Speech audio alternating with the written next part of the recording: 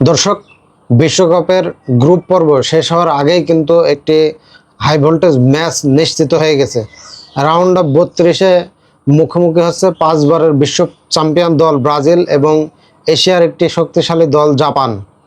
তো দর্শক, group C এর চ্যাম্পিয়ন হয়ে কিন্তু ব্রাজিল আগেই রাউন্ড অফ 32-এ উঠে গিয়েছিল, আর গ্রুপ এফ এর রানার্স আপ হয়ে রাউন্ড অফ 32-এ জায়গা করে নিয়েছে জাপান।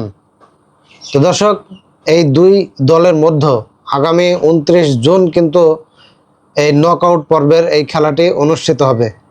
যে দল জিতবে তারা কিন্তু উঠে যাবে রাউন্ড অফ 16-তে, আর পরাজিত দল কিন্তু বিশ্বকাপ থেকে ছিটকে যাবে। তো দর্শক, এই 29 তারিখের ব্রাজিল বনাম জাপানের মধ্যে যে খেলা, এই খেলায় কারা জিতবে বলে আপনারা মনে করছেন কমেন্ট করে জানাতে পারেন। আরেকটি গুরুত্বপূর্ণ বিষয়, আমরা বাংলাদেশি সহ সমগ্র বিশ্বের মানুষ কিন্তু ব্রাজিলের খেলা পছন্দ করে।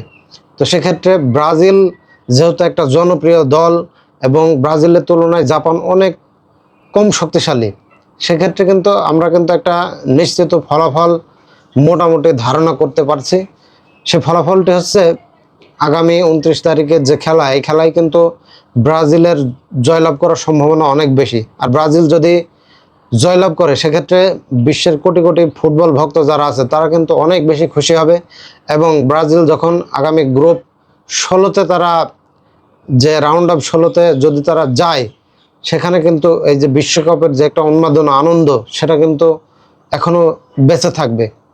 তো দর্শক, দেখার বিষয় 29 তারিখে কি হয়। তো সকলে ভালো থাকুন, দেখা হচ্ছে পরবর্তী কোনো ভিডিওতে।